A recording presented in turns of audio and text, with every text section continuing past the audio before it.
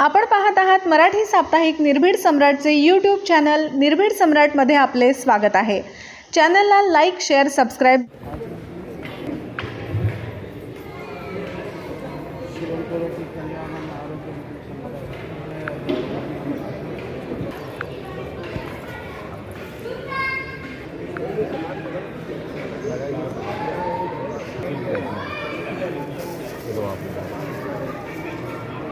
कृष्ण अगरबत्ती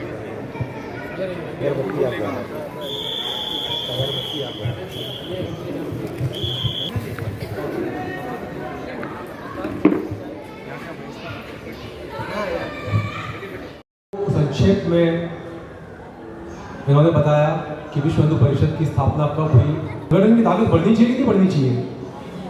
जोर से बोलिए। बढ़नी चाहिए ना? आवाज नहीं आई। हाँ, तो देखिए, हिंदू होना एक चीज है और वास्तव में हिंदू होना दूसरी चीज है। मानते हैं आप लोग? अब यहां पर लोग बैठे हुए हैं, खाली बैठना उचित है या बैठ के ध्यानपूर्वक सुनना उचित है? बराबर ना? तो उसी तरह से हिंदू परिवार में आना और वास्तव में हिंदू होना बहुत अलग चीज है। अब हुआ क्या है कि जिस तरह की व्यवस्था हमको मिली है स्वतंत्रता के बाद भी, हमारे जो शिक्षा मंत्री रहे हैं, शिक्षा की व्यवस्था जिसके हाथ में गई है, वो कौन रहे हैं? विदर्भी रहे हैं। पता है ना आपको? जोर से बोलिए। पता है ना? तो हमारे यहाँ से जो बच्चे निकलते हैं परिवार के, वो किस तरह के निकलते हैं? सेक्युलर, धर्मनिरपेक्ष। जबकि धर्मनिरपेक्ष ऐसी कोई चीज होती नहीं है। अभी आपको पता होगा कि एक बड़ा मुद्दा, जो जानकार लोग मेरे साथ बैठे होंगे तो अवश्य पता होगा कि असम में 2 घंटे की छुट्टी होती थी नमाज के लिए। पता है आप लोगों को?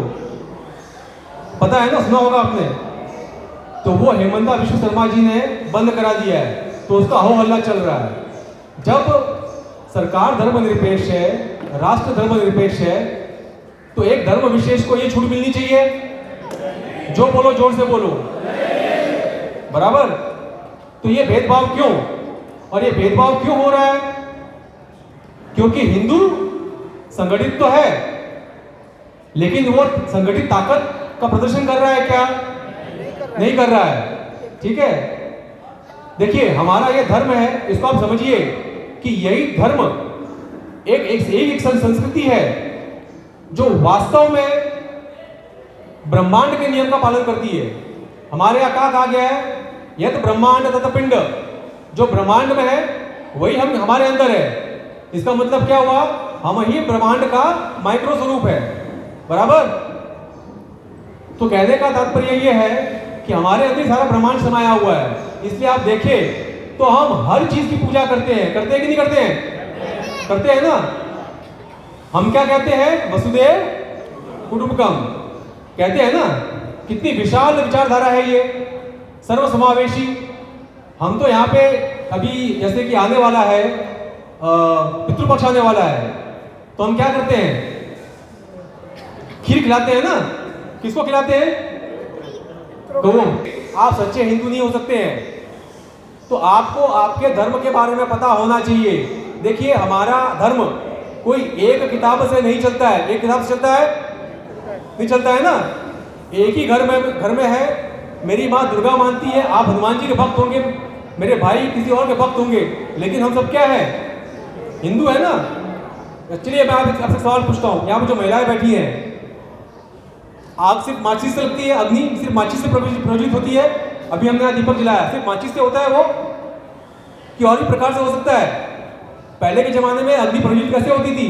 पत्थर से होती थी ना? अब हम किससे करते हैं? माचिस से करते हैं।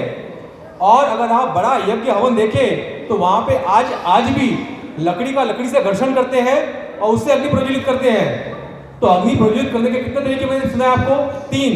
एक ही तरीका है क्या?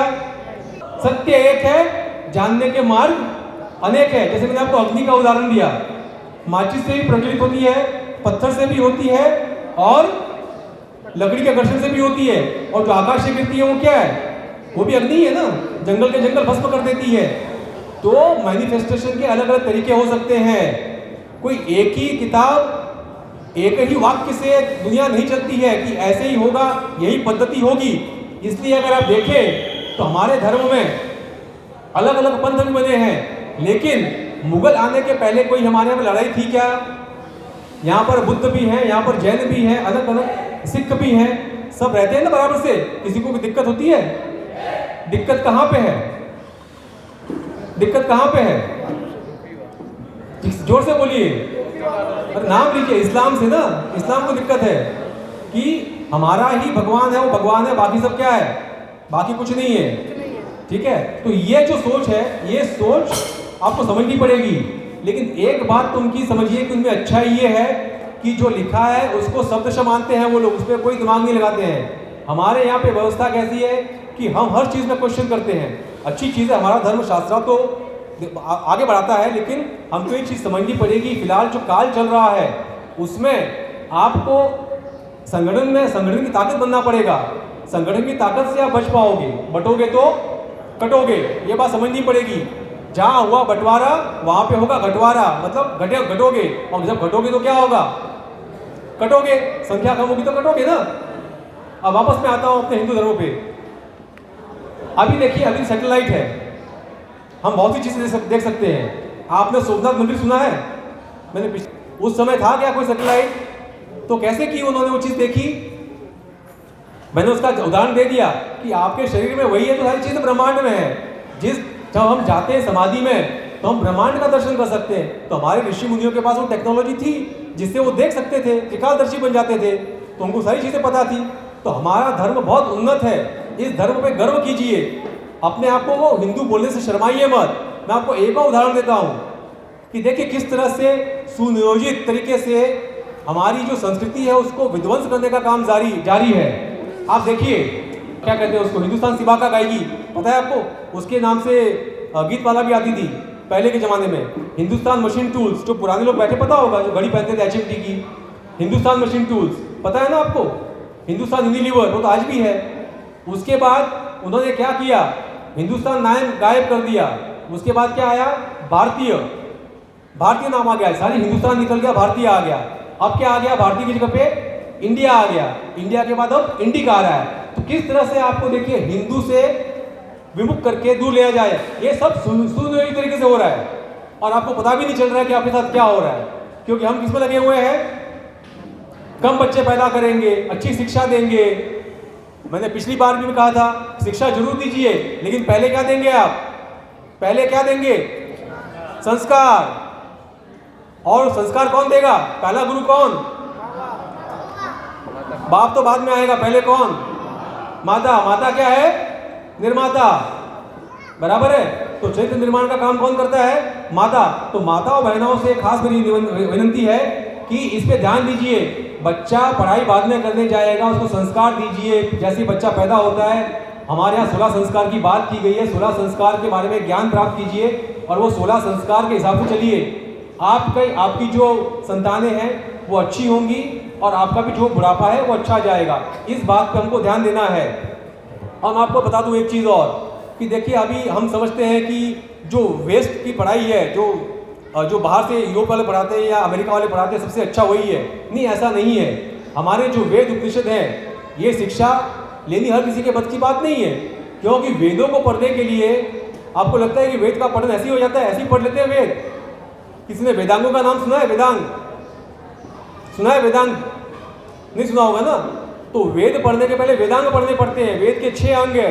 जब तक आप वेदांग नहीं पढ़ोगे आप वेद पढ़ ही नहीं सकते। आप आजकल हम जो देख रहे हैं कि वेस्टर्न कंट्रीज है वो भी वेद पढ़ के हमको ज्ञान दे रही है, जबकि वो वेद के बारे में कुछ जानते ही नहीं है। संस्कृत लैंग्वेज जो है बहुत ही क्या कहते हैं, खुफिया लैंग्वेज कह सकते हैं, या उसमें कोडिफिकेशन बहुत है, वो समझना इतना आसान नहीं है।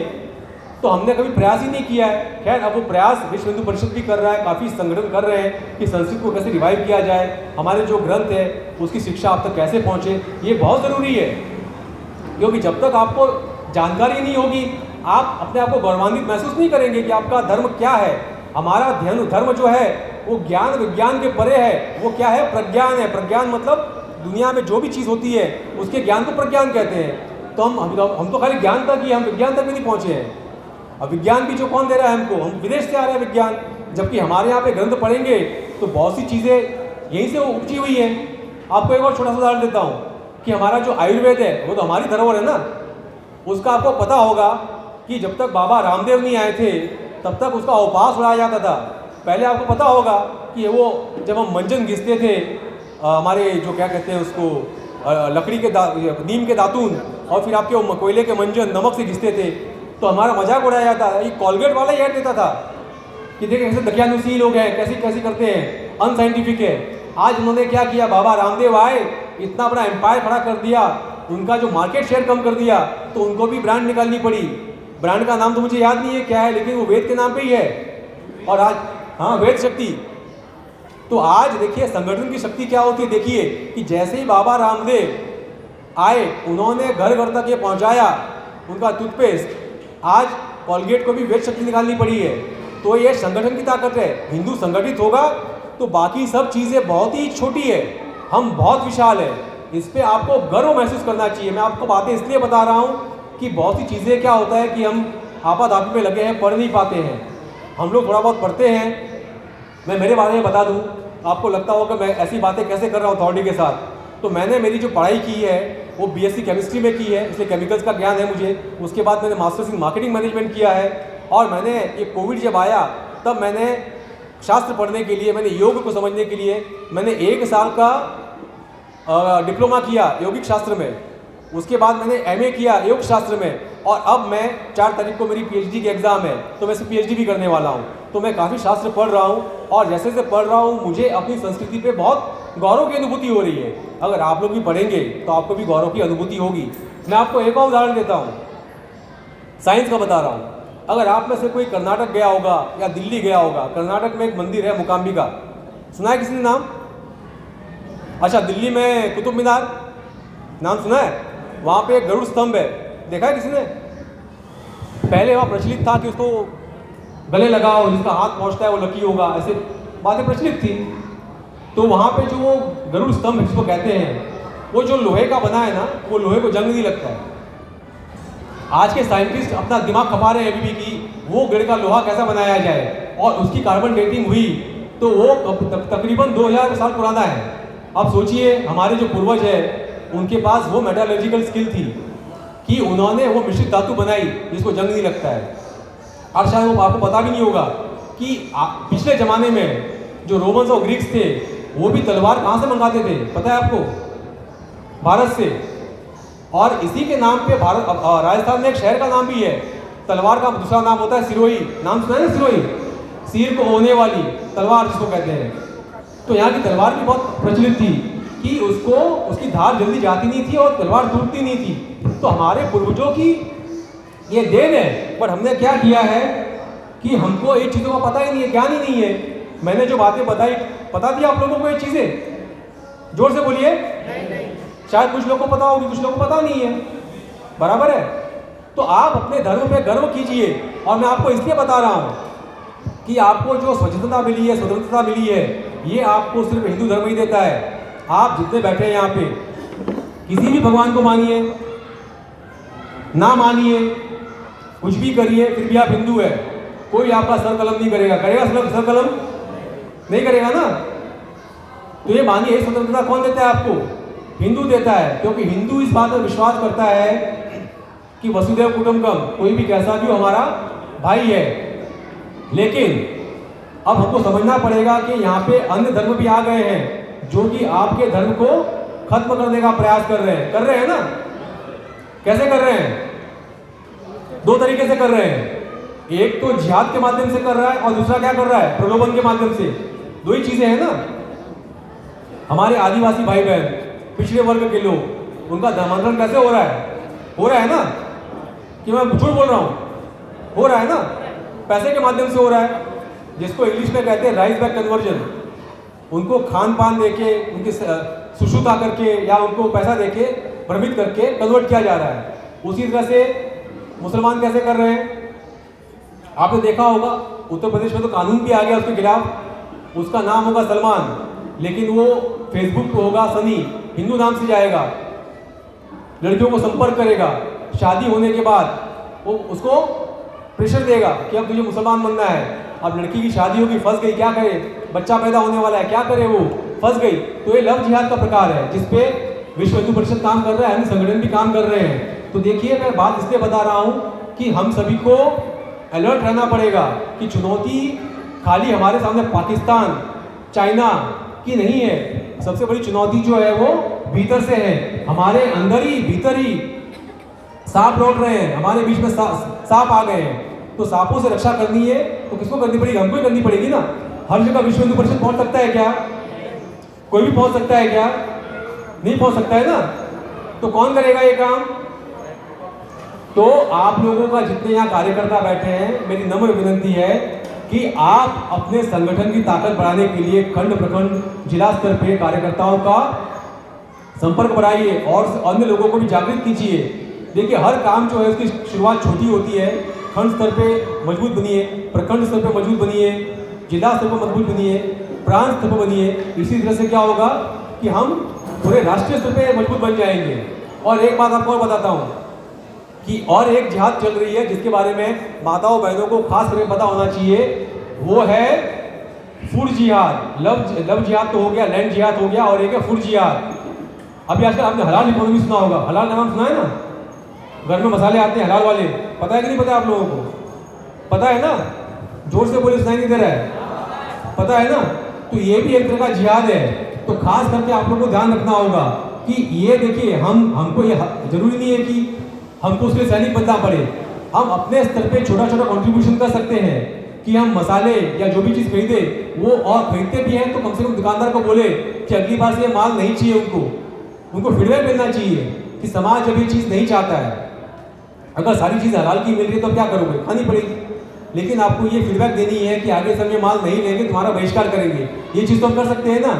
इवन अगर आप खरीदने जाते हैं, भाजी खरीदने जाते हैं या फल खरीदने जाते हैं, तो अभी इसको देखिए कि बेचने वाला कौन है, और जहाँ तक हो सके हमारा जो व्यक्ति हो, हमारे समाज का, हमारा हिंदू भाई हो, वहीं से खरीदे। ये चीज़ तो हम कर सकते हैं ना। तो शुरू कीजिए इस चीज़ को, क्योंकि ये छोटे छोटे बदलाव से ही हम, ये लंबी लड़ाई है, देखिए ये इस लड़ाई कोई 5 साल में खत्म होने वाली नहीं है। और एक बात बता दूं कि जो ये दुश्मन लोग हैं हमारे, इनकी सोच देखिए कितनी आगे की है। हम तो 1947 में आज़ाद हुए, 1947 में ही आज़ादी के तुरंत बाद कश्मीर के लिए लड़ाई हुई, और उनको पता चल गया कि लड़ाई में हम भारत से नहीं जीत सकते हैं। उन्होंने पहला काम क्या किया? ISI बनाया। उस स्ट्रैटेजी को कहते हैं 1000 कट स्ट्रैटेजी, कि हमारे यहाँ पर भाई लोग अवेलेबल है, उम्मा वाले अवेलेबल है, हमको सेना भेजने की जरूरत नहीं है, उनके थ्रू काम कराइए, जिसको आज हम कहते हैं स्लीपर सेल।